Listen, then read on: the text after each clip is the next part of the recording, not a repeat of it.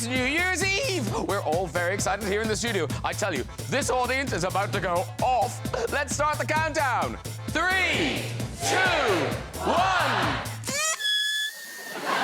Let's start the show!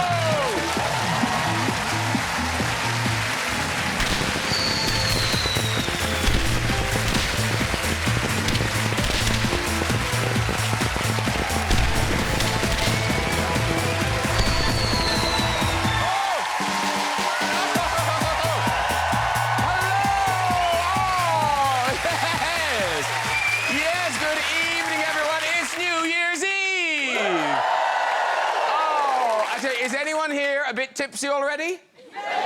Yay! Preloading and free tickets. You are nailing this cost of living crisis. Now, we've got a packed sofa tonight. I tell you, there are more guests on my show than we've had prime ministers this year. That's a lot.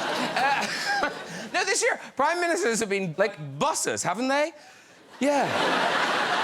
Total disasters. First, Liz Truss replaced Boris. Now, how to describe how the nation felt when Liz replaced Boris? Well, I think it's a bit like when COVID died down and was replaced by monkeypox, wasn't it? Yeah. Poor old Liz Truss. Soon it was her turn to get beaten by her political rival. That Liz Truss lettuce thing started a trend. Can political leaders outlast certain foods? Yeah. My money's on the ice cream. Let's get some guests on! Special musical performance from the stars of Cabaret. That's Callum Scott Howells and Madeline Brewer. Yeah. And one of the stars of 2022, footballer and Lioness captain Leo Williamson will be here. But first, he's a BAFTA-winning actor, writer and stand-up comedian. It's Ramesh Ranganathan. Oh, right there he is. Hello.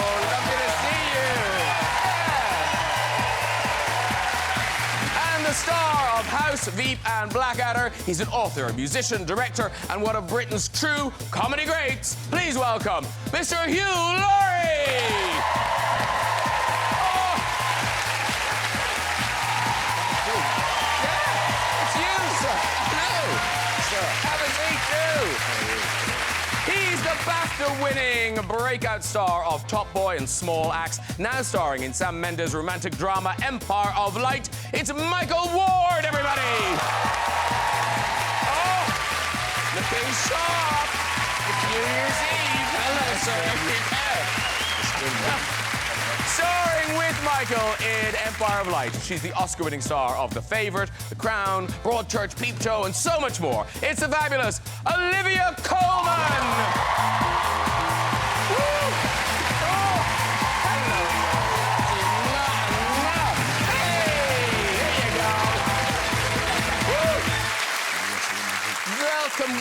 Welcome, all. New Year's Eve. Who'd have thunk it? So you've all had a nice Christmas? Fantastic. Yeah. Christmas. Yes, it seemed to go by so fast. Didn't it, though? Yeah. Olivia, what was your best present? A Ferrari. Ooh! The neighbours will all be talking. Did you hear what she got? She got a Ferrari. No, full disclosure, we're recording that it's not New Year's Eve. So on New Year's Eve, these people won't be here, they'll be somewhere else. Olivia Colman, are you at a big party? No, I like being at home on New Year's Eve. Wow, lucky we pre-recorded this. Michael Ward, you're young. Surely you're at a party. You're at a party. Come on. Go out for the You're cutting a rug. You're cutting a rug. I'm going to play. Yay! Finally, someone's at a party. Can you tell us what sort of party? Is it a house party? Is it a big club night? Who knows? Just whatever me and my friends decide to do on the night, we'll... They are the party. We're spontaneous. We're yes, spontaneous. That's the key thing on New Year's Eve. Don't plan anything. Exactly. Ramesh, what about you? I'm guessing no party. Oh. What? That's an incredibly aggressive first question, though. Yeah, that's really not. Well, no, you seem to be very kind of, you know, I'm not going to a party. Come to me, Norton. I'll tell you about the party I'm not going to. Well, I'm sort of anti-New Year's Eve as a thing. Just sort of that kind of compulsion to have a really good time. I find offensive. You know, that sort of thing where, like, you know, you've just had Christmas and then you've got that kind of gooch in between Christmas and New Year, and then people are sort of seeing each other left, right and centre, and then they go, we've got to have a great time on New Year's Eve. Like, one of my mum's New Year's resolutions was to see me more. And I said, well, that sits in direct contradiction to my New Year's resolution, which is to see you a lot less. Listen, let me tell you something. Let me tell you, I need to call my mum out now on this, right? Because she does a lot of stuff like this, right? So she works, right? And she's always going to... people always say, your son's on television, why are you still working? But she chooses to continue working. She was working Saturdays, right? She's doing 6 days a week. And I said to her, Mum, I just don't think at your age you should be doing 6 days a week. It's really... And she goes, but I don't know what to do about the money, you know, what do I do? And I said, look, I'll tell you what, give up Saturdays, I'll pay you whatever you get on the Saturdays, right? So just stop working Saturdays. She took the money, carried on working Saturdays. That's smart. That's smart, yeah. Now it's like she's working on Sunday, too. It's good. It's good. All right, look, let's start with Olivia and Michael's movie, Empire of Light. It's a romantic drama, and it's in cinemas from the 9th of January, written and directed by Sam Mendes. So, Michael, Olivia, who do you play? What's it about? Have you figured out how you do this as a double act yet? No. I'm not, actually. Who do you play? Well, I play a young man called Stephen who starts working at this cinema that Hillary's working in. I'm Hillary. OK, got it, got it. Now, I'd say the movie is about two people who are kind of lonely and they find kind of solace in each other. That's how I'd kind of put it. And then they just go on a journey with each other. Yeah, yeah, yeah. Is that... It's a bit ruder than that, isn't it? Just a bit. Yeah, there's some solace scenes. Only twice. It's rude twice. And it's a beautiful film. It's so gorgeous, and you're both brilliant in it, and gorgeously shot. And we've got a lovely clip, and it couldn't be more perfect for tonight. It's New Year's Eve, and the two of you are on the roof of the cinema waiting for the fireworks. It's gorgeous. Oh, listen.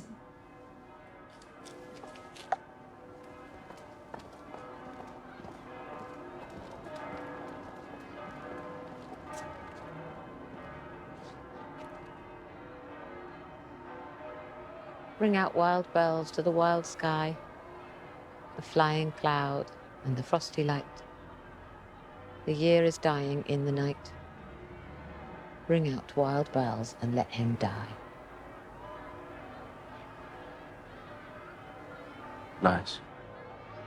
Tennyson. 8, 7, 6, 5, 4, 3, 2, 1. Happy New Year!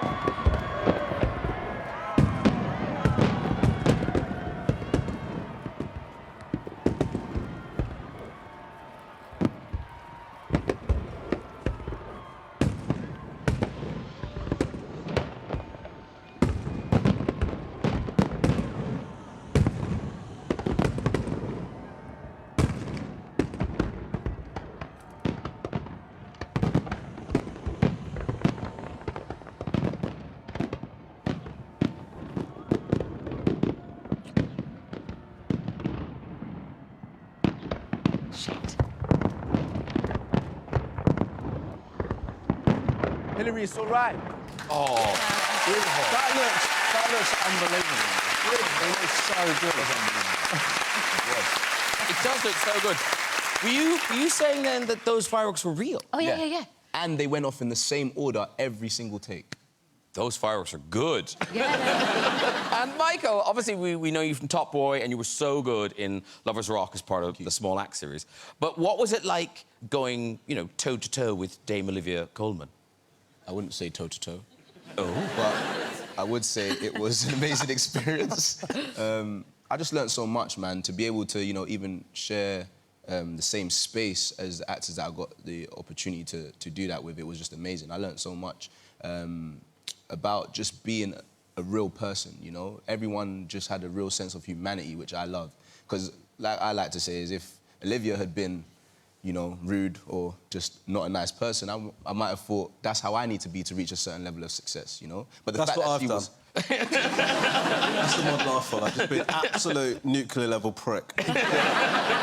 Well, that's the words I wanted to use. But the fact that Olivia was so lovely, you know, it showed me that I can be a good person and reach that height of success. That's nice. Yeah. Thank you. And Olivia, I mean, nothing rude by this, but there is an age difference. Is there? What are you trying to say? How much older are you, Michael? That's very good. Love you. You win the prize. That's... Yeah. Yeah. The rest, now we feel like shits that we say. Oh, we're a mess. Were you ever aware of the age difference, Olivia? I was. There was one particular moment where I'm astride Michael in a compromising and slightly embarrassing situation. I found it embarrassing. You were very cool with everything. And he said, "It's my mum's birthday today." I went, "Oh, no! How old is she?" And he's 43? And I went, "OK, Michael, stop talking." It was...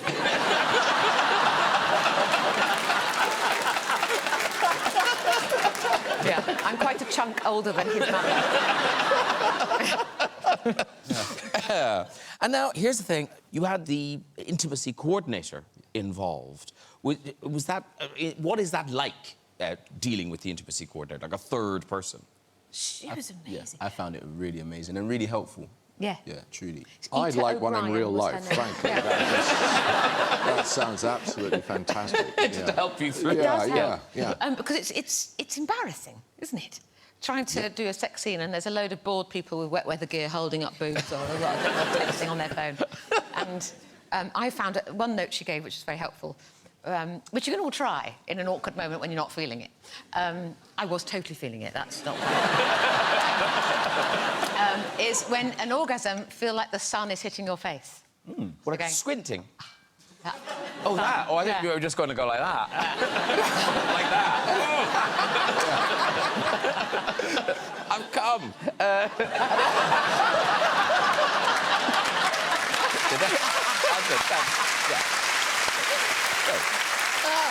It's family viewing on BBC One. Stop it.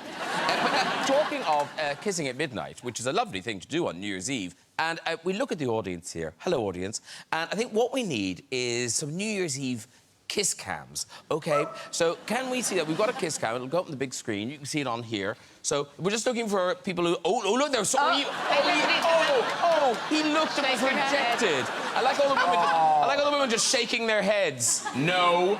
The woman in the green. Oh. one's behind. Well done. Let's keep drifting. See who else we get. Oh, there's... Oh, now, look, you look hopeful. The lady in the glasses looks really hopeful. She's looking at it thinking... Will They're he... gonna kiss, they're gonna kiss. Oh, where... Oh! Any more? Are there any people here on dates? Any people here on dates? Let's see if we can see some people on dates. Yep. They were on a date. Oh, that man in the beanie hat. The man in the beanie hat, he wants to... no? Yes? No? Yes? It's Justin Timberlake. Are you one of the lady... I'm getting that's an early date. Is this an early date? First date. Oh, we can't. No. Too much. Move on. Well done. Seal the deal. Seal the deal. No! Don't kiss. Don't. He's gassed. He is gassed. Well done. Actually, by the way, Raj, what's the story with you? Did you get caught on a kiss cam, or a kiss cam got you in trouble or something? Well, I did get caught, basically a photo went up and somebody started saying, "I've just seen you not kissing your wife," kissing someone. That is not me. Right, so basically some random guy at the cricket. I think that's you. But I mean, listen, my wife thought it was me for about half an hour. Basically, that photo, that guy just proposed at the cricket final, and then I just started getting sent that photo going, "Ah, mate, you're rolling deep at the cricket." And then I had to basically come out with this denial that it wasn't me. I get that so many. Basically, every Asian bloke in this country with a beard and glasses is my lookalike. I get sent so many messages from people. Now, you, Laurie, has a great family film for the holidays. It's called The Amazing Maurice. It's in cinemas and on Sky Cinema now. And you are Maurice. And I'm amazing. Yeah. Yes, I am. Who's Maurice? I am playing that ginger cat. That is the amazing Maurice, and that's me. And what makes him amazing? I'm going to keep going. Yeah. I want to know more. Well, this is Terry Pratchett's retelling of the Pied Piper of Hamelin's story. That's basically what it is. A town becomes infested by rats. And the amazing Maurice and his lovely rats get the town out of the jam they're in. And he's a conniver and a deal maker, and he gets up to no end of mischief. And it was lovely, and I love doing it. I think it's true, and the animation is astounding, and I think I look really handsome in it. You do. You look great. And I must say, they are really nice rats. We've got a little clip. This is Maurice. Maurice. That's the great schism, Graham. I don't know. Maurice. I don't really know how you say it. Nor me. No. Here you are in action, selling your services to some villagers. Rats! You've got rats! Rats! Nibbling here, napping there, they whittle on your tableware. You try to poison, trap and shoot them, race and chase and stomp and boot them. They leap with marvellous agility, no beast can match their sheer... adaptability? Rats! You've got rats! Rats. Great. Beautiful work. Beautiful work. And although you are a very convincing cat... Thank you. You're not a cat man, really. I'm not... No, I don't know how cats work. I'm more of a dog person. Oh. And I also slightly resent, if I may say, the very slight air of superiority that cat owners have over dog owners, because they think that dog owners, like dogs, are needy and submissive, and cats are kind of, you know, independent and free thinkers, you know. Therefore, I am too. That's the sort of thing they...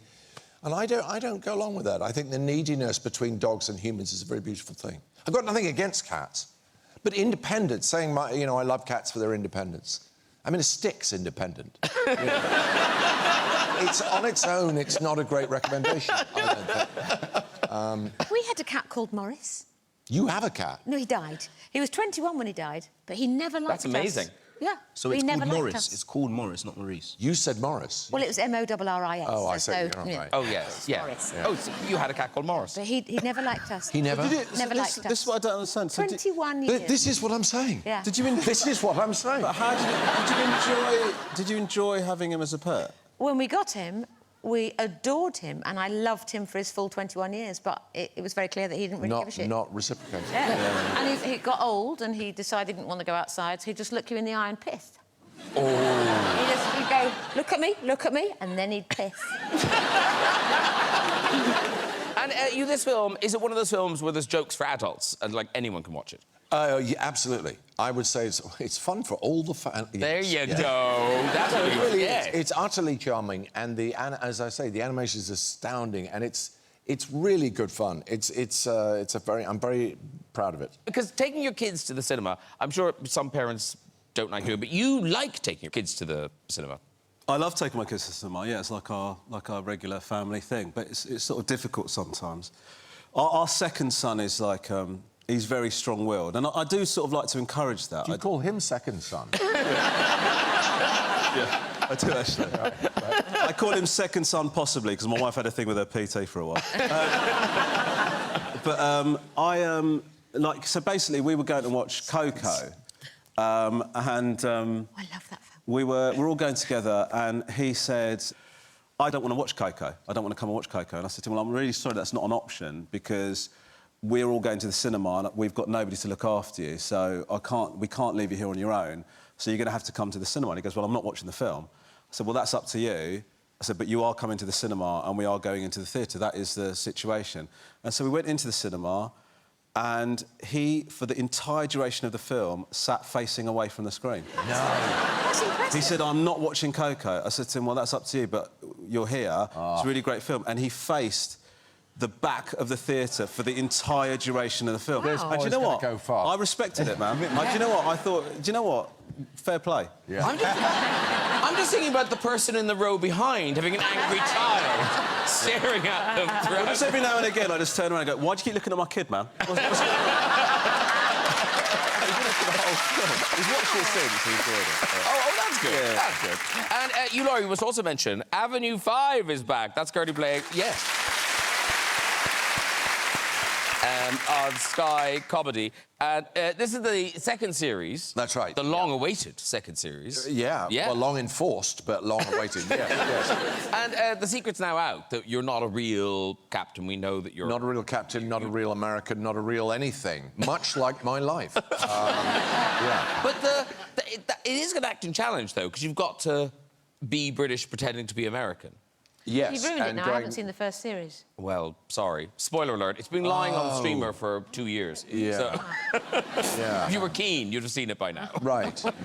Lydia Coleman, brackets not keen. Yeah.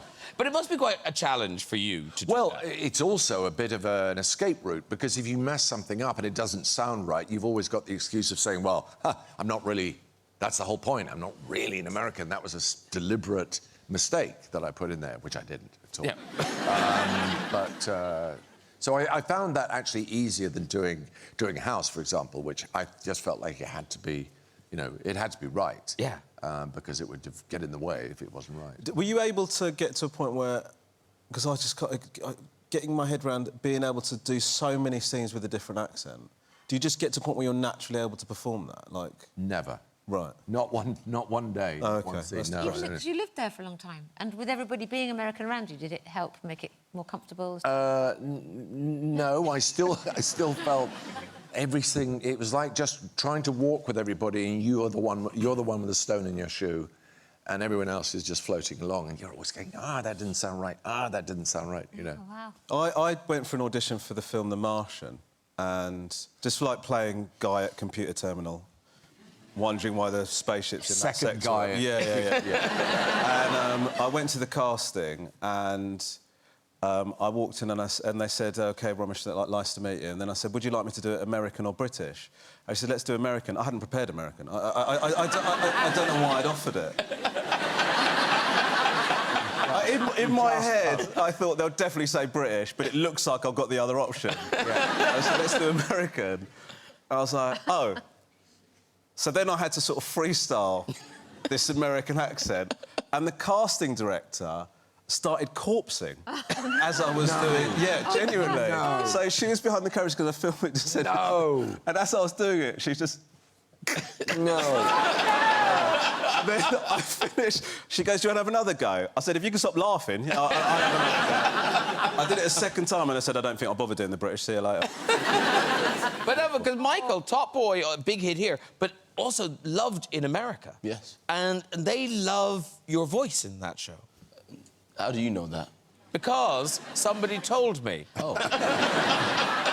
From the reception I've received, yeah, they like it. But do Americans try to do it to you? All the time. It is what it is. I'd rather them do that than do, you know, a posh British accent every time they see me, because I don't speak like that. Yeah. You know what I mean? So the fact that they actually try, you know, and say, bruv, and where's your peas, fam? And... I'd rather them at least give it a go. Yeah. And didn't you meet a celebrity fan of Top Boy? Yeah, I mean, I've met a lot of celebrity fans, but one more memorable was Busta Rhymes. That was incredible in New York, because he was just such a big fan, but I'm just like, yo, that's... He was just right in front of me, and he was showing me so much love, but... Yeah, man, they love it. They love the culture. What I realised then was that, you know, the culture is just so universal. Like, not even just American stuff, like, you know, going Italy. Immediately was like the first place I travelled to after the show came out, and I had fans on the plane. And I was thinking, wow, like, this is Are you insane. dubbed in Italian? Yes, but some Does it people sound amazing? still watch it with the Oh, yeah. subtitles. I love it. We did Broadchurch was dubbed in different languages. Yeah. I loved watching it. I love it. I Don't love you watching it in sound Somali. amazing in a different language. I like watching the Somali clips of it. It's really different. It's so cool. Well, I wish you had a clip of that. sadly we don't. That's it, yeah. But huge congratulations on that. And you have a BAFTA. Yes. Yes, you do. Yeah, there he is. Now, I say you have a BAFTA, but that's not strictly true, is it? It's definitely not true. Who has your BAFTA? My mum. I never really had a choice in that matter, though. She put it somewhere, and now it's hers. I don't actually have that BAFTA anymore. You have to win another one. Yeah, I need another one, hopefully for Empire of Light. I mean, surely I can get one. Yes, put it out in the world. Ferrari, BAFTA. Very good. You've had a similar situation with your BAFTA, haven't you, Ramesh? Yeah, you've made me look pretty bad there, to be honest with you, because I got a BAFTA in it. When my mum phoned me up and she said, can I come round and see the BAFTA? And I said, yeah, of course, part of her New Year's resolution. And she came round and she took a photo with the BAFTA, and then she went home. Yeah, there she is. You'd almost think she'd won.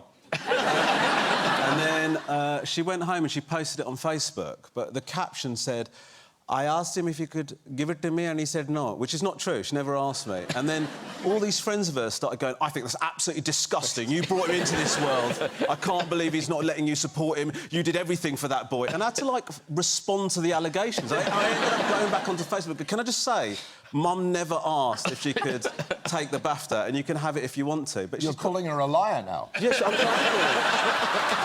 Very good. Now, BAFTA's bit out. Oscar, where's your Oscar, Olivia? Where do you keep it? It's in the cupboard.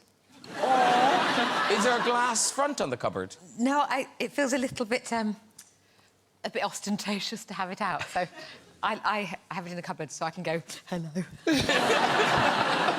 I like to think when you open the cupboard, there's a kind of a, oh, and lights come out. Come out, yeah. It should be out. It was out for the first year, but I think and after that you should crack on, forget it happened, and keep working. But you do have a really cool thing on display. It's something you got from The Crown. Tell the people, this is such a good... Did you nick it, or was it given to you? I think it was a lovely props person who said, I'm not allowed to give you this, but just take that, which was an envelope on my first day on The Crown, which was about the stamp. Oh, yes. Thing. Yeah. And there was an envelope on the desk that had... It was to Her Majesty the Queen, and it had my face on a stamp. And I went... and he went, just put it in your bag. And so I have it. Here it is. Here is a picture of Olivia. How great is that? That is cool. That is a very cool thing. I mean, yeah. Can I have one? I already got one. Take a photocopy of it. Is that the size of a stamp? Like, is that a big blow-up, so it's tiny? Yes, it's that big, yeah. Oh, it's less impressive now. Yeah. It's still very...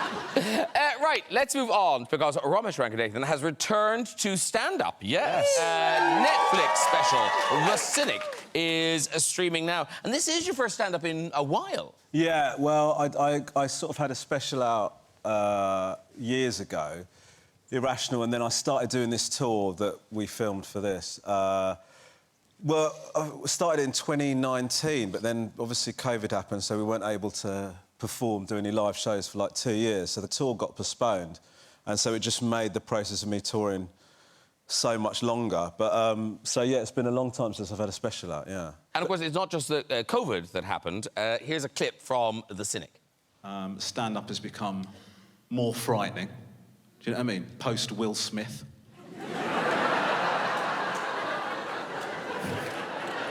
Sort of slightly trickier. You don't know if a dickhead's going to come up and have a go. Do you know what I mean? Like, when people talk about racial equality at the Oscars, does it get much more racially equal than a black guy being allowed to stand up, slap the shit out of somebody, then sit down and wait to collect his Oscar? I mean... I genuinely think the organisers of the Oscars are so white, they were just sat there going, maybe that's how they behave. Maybe that's... Don't want to impinge on their culture. Very good.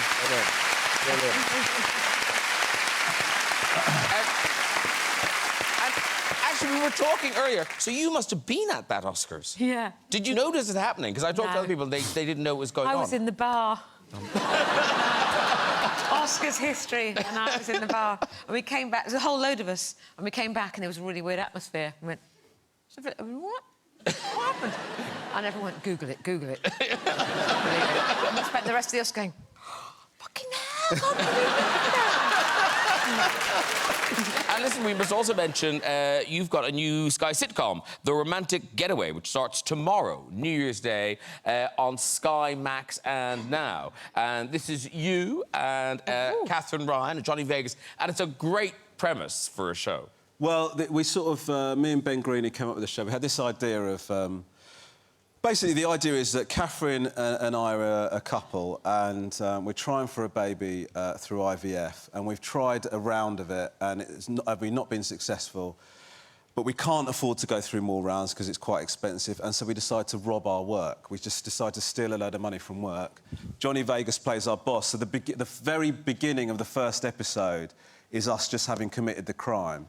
And then the series is sort of how it plays out from there. So that was kind of the hook for the show. So I've never written anything where... You know, I've written sitcoms before where it's kind of quite gentle and you just have kind of funny scenarios. I've never written something that's so driven by plot. So it's kind of... Those two things kind of butt up against each other. You want it to be funny, but also you want to drive this kind of... This kind of twisty story through it. It was amazing. And there was no need for an intimacy coordinator with you and Catherine? No, because... Basically, Catherine made it very clear there was going to be no touching. Like, from the very beginning. I think it almost was a deal-breaker for her. She said, I think we're the sort of couple that don't ever touch each other. like never. Don't kiss, don't hold hands, just like complete... You can see why I didn't get this audition. I was thinking it. Yeah. We were all thinking it. But she was there, right? It was right in front of my eyes. Yeah. I could see it. She was very adamant that we weren't to touch at all. She kept saying to me, you know, I just think, you know, you're Romesh and I'm Catherine and I don't think people will want to see us kiss. And what she meant was, I don't want to kiss you. That was the truth of it. So if you're hoping to see Catherine and I getting in... I think there's a 45-second scene where she's leaning her head against my shoulder while we're on the sofa. That's as hot as it gets, basically. Very good. Good luck with that, and a reminder that The Cynic is streaming now on Netflix. OK. Right, it is time to move on. My next guest provided a feel-good highlight of 2022 when she captained England's Lionesses to victory in the Euros. Please welcome Leah Williamson. Oh. Woo. Oh, hello. So lovely to see you. Have a seat. There you go. Oh. my God. Now, I don't know, have you met any of these people before? You met, OK. Like, Not like that, no, we just met last night. No, I wasn't even... Sit down. It's like how awkward at a party, we're all just left there. So you've met before in life? Yeah, just literally last night. Well, a few nights ago because it's New Year's. Oh, yeah. Ages ago. A couple months ago. Yeah, you met ages ago. It was at the GQ Men of the Year Awards and Leah got an honoree. I did, yeah. And then we danced the night away. Yeah. Basically. It was a great night. Woo! Yeah, good. Yeah. Really nice. Were you there, Hugh? Was not. No. Not this year, no. No, nor I. Ramesh, were you there this year? No, I didn't even know that was a thing. It was great. It was great. Yeah. And I'm an Arsenal fan. Oh, actually, you are an Arsenal fan. Yeah. Massive Arsenal fan. Arsenal fan? Yes. No, seriously. Oh, you really? I am, yeah. Oh, wow. Absolutely. I didn't know.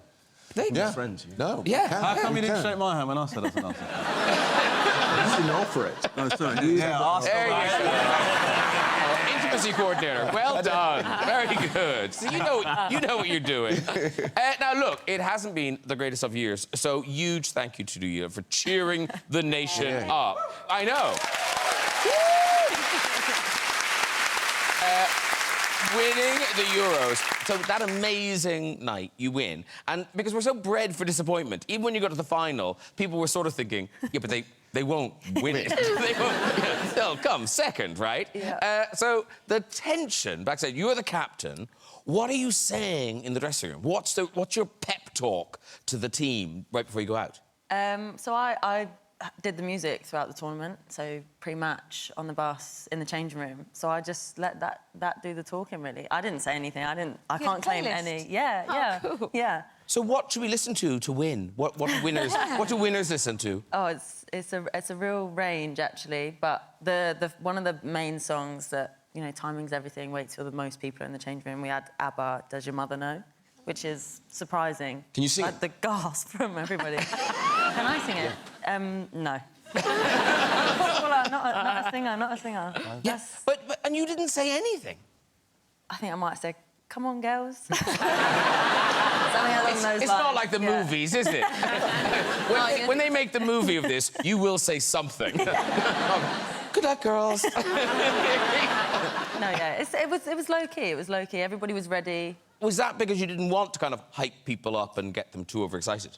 I think so. I think when you get to that stage, I know it's the most important game, but it almost you have to strip it all away and just be like, we've given our lives to get to this one moment. Why would we go out and not enjoy it? So more about that than anything else. And I guess it's that thing, because it's the thing you went into this contest thinking, dreaming of winning it. Yeah. And then you did. Was it what you'd hoped? Did it feel the way you hoped it would? Everything and more. Honestly, I hope I never, ever lose that feeling.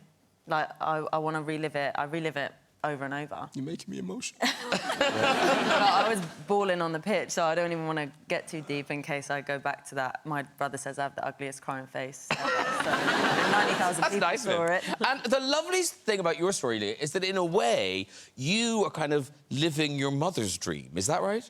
Yeah, I'd say so. She'd never said that out loud. She's way too hard-faced for that. But she started out playing football. She played everything. She's one of those annoying people that's just good at everything. But yeah, she used to play football, and you know, I'm now following in those footsteps. But when she was a little girl, it wasn't that easy. No. She had to pretend to be a boy, so she'd sign into a team under a boy's name, and then eventually, because the girl was good, a parent would rat her out or, you know, tell tales, and then she'd be banned. So then she'd, you know, have to either find a new team or. I don't actually. I've never asked the next part of the story. We leave it at that bit, which is. Yeah. Well, no, we got a picture of her as a little girl. She's gonna hate me. But like, but it is convincing, little boy. You can imagine that. She got a perm. You can say no, because you're kind of thinking we're the little boys idiots. But like, yeah, that's convincing. Yeah, well, she kept her hair short. She was, you know, what we'd call a tomboy. Yeah. She literally did everything, all sports, always doing something. So it fit. Because when was the ban on women's football lifted? 1971, I think. That is 72. nuts, isn't it? So before that, I mean, obviously, little girls could kick a ball in a garden, but they couldn't play league or anything like that. It was. Forgive my ignorance, a ban Yeah. on women playing football? Yeah, so during the war, First World War, the women started playing and they were really, really successful. What, didn't they have as many spectators as the men's Yeah, teams? 100,000 people. Yeah, Dick Her Ladies. Incredible. What happened? Yeah, so basically when the men got back, would we call it jealousy? Or they were a little bit threatened that maybe the women's would be such a success, so the FA decided to ban it. Ban it, and 50 years it was in place. That's amazing. You should make a movie about it. Yeah, but I'd have to play a very old coach. Run around. I'll do that for you. Okay, thank you. Yeah. Because the thing is, so being a footballer, it's lots of people's dream, but it was your dream, Michael. You wanted to be a footballer. Yes, Yeah. I did.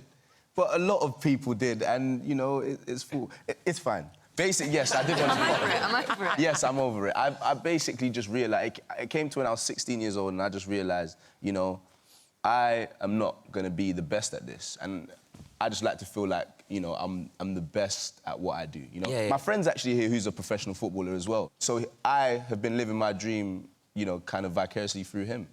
His name's Ryan Brewster. He used to play for Liverpool, now he plays for Sheffield. But he's injured at the moment.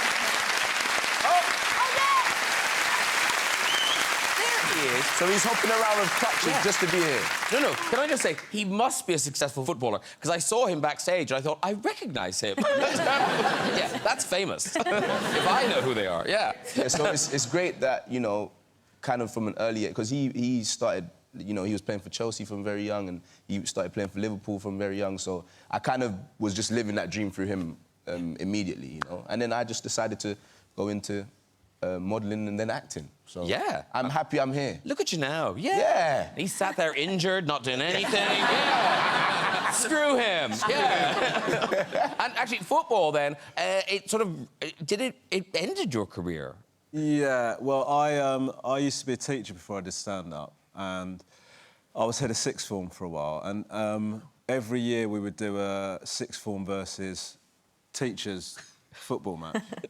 And I would describe my levels of coordination as subhuman. So what happened was that they said to me, like, you're the head of sixth form, can you play in the game? And I said, look, I'm so bad, man. It's like, and I just don't want to. And they said, look, come on, just be a sub. And you don't have to come on, but it just shows that you're taking part and being part of the thing. So I said, OK, I'll be a sub.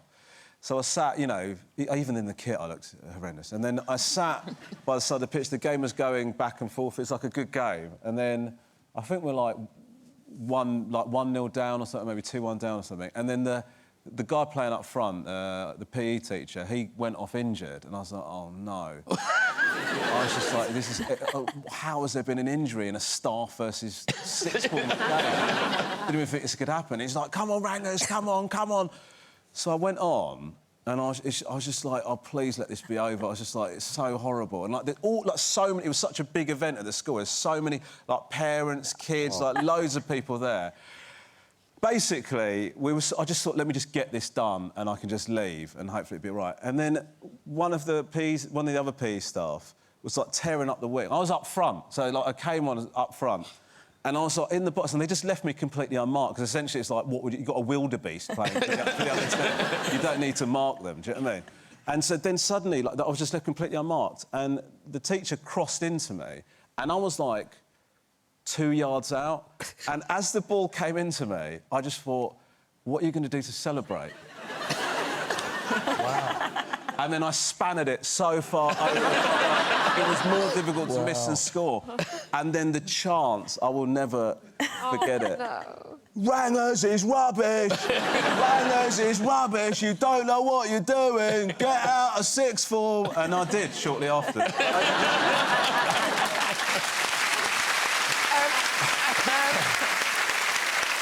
Laurie, you may not remember this, but back in Friday and Laurie days, you did a great sketch about a kid's football coach. Do you remember this? Oh, the teaching kids how to... Yeah. Yeah. We've got it. We've got it. Right. Here is you, Laurie, teaching children how to play football. Right, now, listen. OK, now, football is a very simple game. What is it? A very simple game. Right, now, what is the object of the game of football? Run into the box and fall over. Run into the box and fall over. Let's try that now. One at a time, Ricky, off you go. What I'm really trying to do here is to teach fundamental footballing skills at the earliest possible age. You know, I've actually started teaching my 8-month-old son, and I've got to say he's a natural. Falls over like a diamond. Now, listen. A lot of you, as you go, not getting your head back. OK? Nice and loose in the neck. As you get into the box, a lot of height. Goes like this, OK?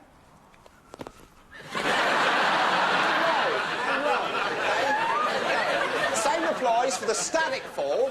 Right, that's when you run into the box, you've forgotten to fall over, you're just standing there, OK? Nice and loose in the neck and...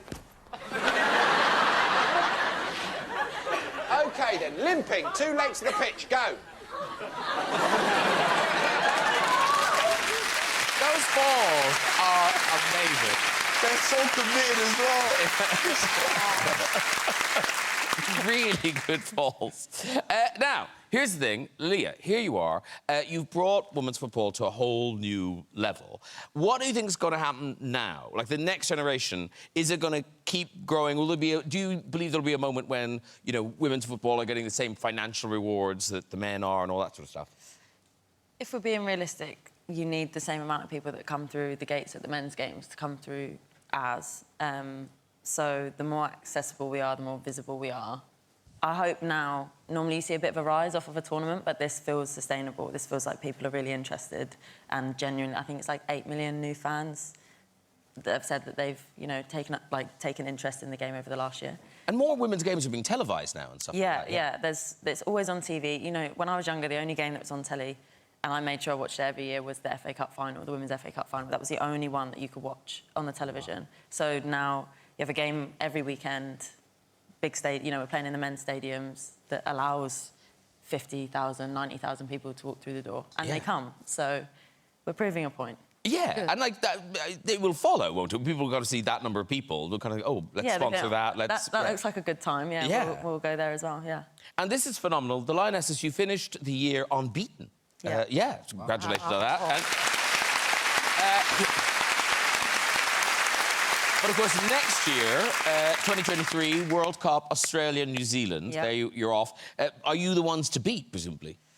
I suppose so. I think there's a few other teams as well, but you win something, then you have a target on your back. So we're up there. We're up there. And do you have a song for that or a pep talk at all? Come on, girl. Maybe it'll work again. Remember what I said? Come on. I'll work on it. I've got a year. Yeah, if you want the movie deal, no one's buying tickets Bring for me back Come next On. year, I'll tell you a better story. You'll be like, yes, come on. But listen, good luck with that, and thank you so much for bringing joy into a pretty bleak 2022. Leah Williamson, everybody! Very good. Right, it is time for a really special musical treat. One of the cultural hits of the year has been the revival of Cabaret at the Kit Kat Club in the West End. Now starring Callum Scott Howells as MC and Madeline Brewer as Sally Bowles. Please welcome the cast of Cabaret!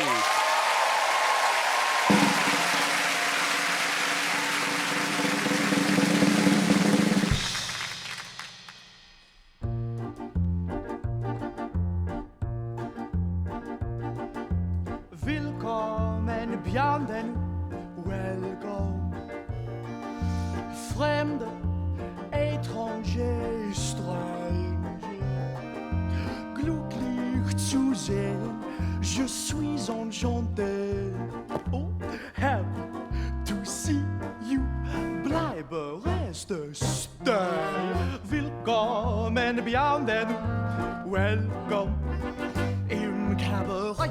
Oh, cabaret, to cabaret. Leave your troubles outside.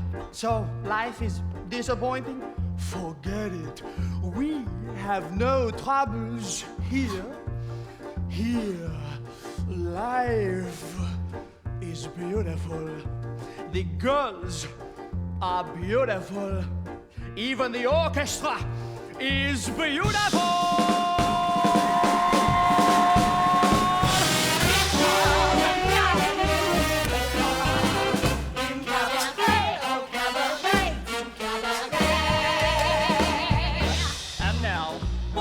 Presenting the toast of Mayfair, Fräulein Sally Bowles.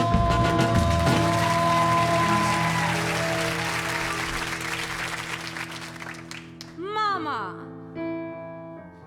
thinks I'm living in a convent, a secluded little convent in the southern part of France. Mama doesn't even have an inkling that I'm working in a nightclub in a pair of lacy pants. So, please, sir, if you run into my mama, don't reveal my indiscretion. Give a working girl a chance. Hush up! Don't tell Mama. Shush up! Don't tell Mama. Don't tell Mama. Whatever you do. If you had a secret, you bet I would keep it. I would never tell on you. I'm breaking every promise that I gave her. So won't you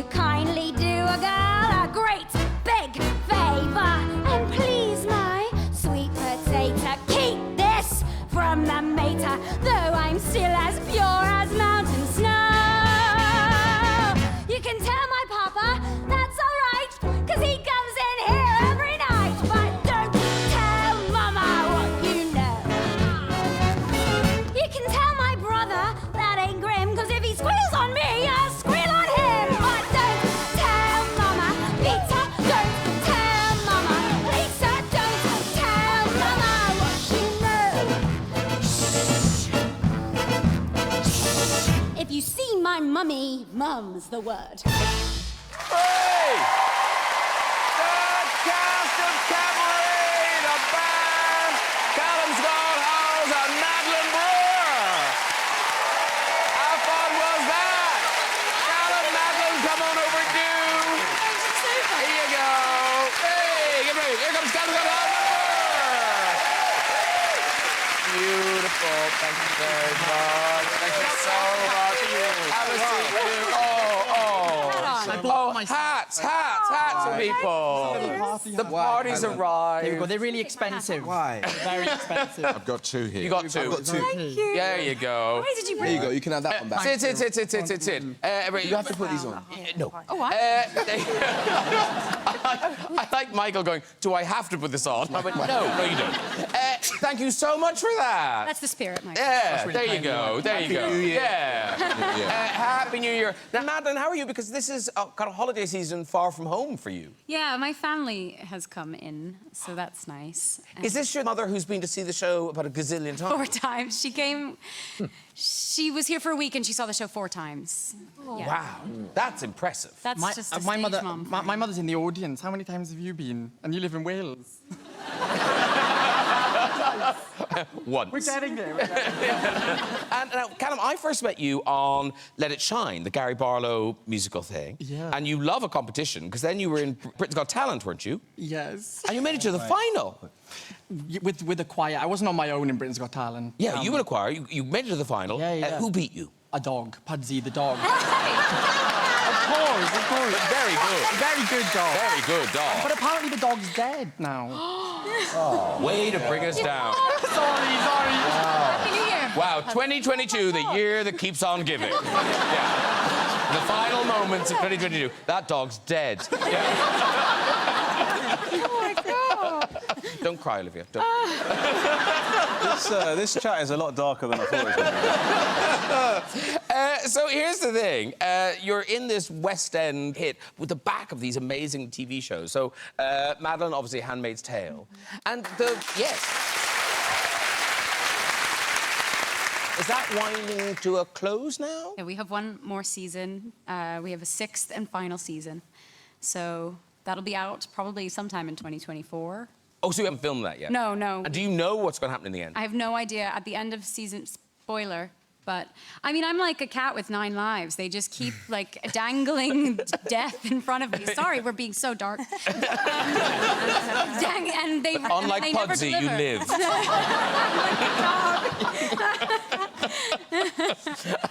And Callum, it's a sin. Hello. But like, because your character is so lovely in that, do people? I mean, do people want to go like hug you and things when they see you? It's quite funny. Like one of the first times, like it ever had, like when the show came out, like my dog, which is alive, he's alive. That's good news. That's not as nice as he's making out. Pudsey's dead, but my dog's alive. My life.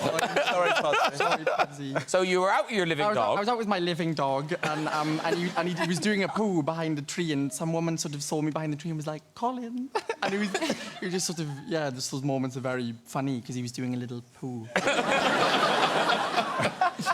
Now, here's the deal. The two of you, you've got another month to go, is that right? Yeah.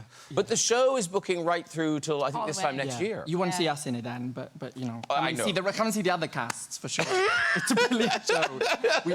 We love the show is amazing, and, like, we feel very lucky to be a part of it. Oh, well, we feel very lucky to have seen that performance. Thank you so much for coming into the studio and doing that for us. A real treat.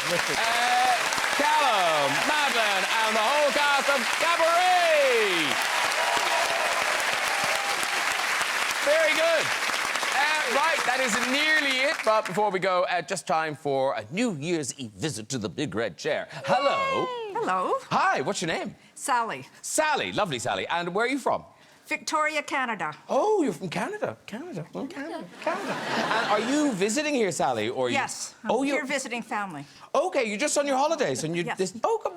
Welcome. You won't flip her, will you? Well, we'll see. But she just seems so sweet. You can't. Just Sally's lovely. Yeah, but flipping people doesn't mean I don't like them. I know, but you can't flip her. Sally. Yes. Ramesh is challenging me to flip you. I hear that. No, off you go with your story, Sally. Well, this happened a long time ago when I was a nursing student, and I had a patient. And about a couple weeks later, I was in a pub with all my friends, and there was this fellow who was sitting at a table with all his friends, and he comes to me, Sally, how are you? And I look at him, and it doesn't click who he is, and I look at him, and then I blurt out, oh, sorry, I didn't recognize you with your clothes on.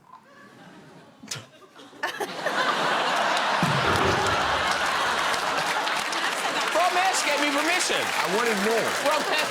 Ramesh made me do that. Lovely Sally. I can't believe you made me do that to Sally.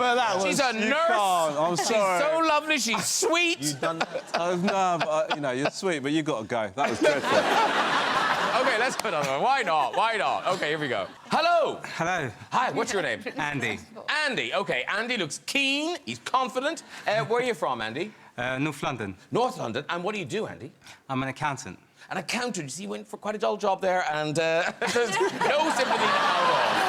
Oh, God! Should have gone with charity worker, but no. He went for accountant. Off you go with your story, Andy. OK, so back in my younger days, when I was 17, 18, we'd go out quite a bit. Me and my pal Mario, most of the time, and we'd come back 4 or 5 o'clock in the morning. And every Sunday morning, Mario would always turn up at my parents' house at 9 o'clock in the morning, and Mum or Dad would open up the door. He would run up the stairs, run in my bedroom, and he would wake me up in the most distressful manner. I mean, he would give me hits to the head, he would grab my buttocks, he would say his favourite phrase, "Do you like that, Andy? You like that, don't you?" Just in the most distressful manner, you could imagine. Yeah. Anyway, one day we go out on a Saturday night. As usual, Sunday morning, he's there, 9 o'clock in the morning. My mum's opened the door for him. He's run straight upstairs, and I've kind of heard him now. He's run straight into the room, and he's started his antiques. He's giving hits to the head.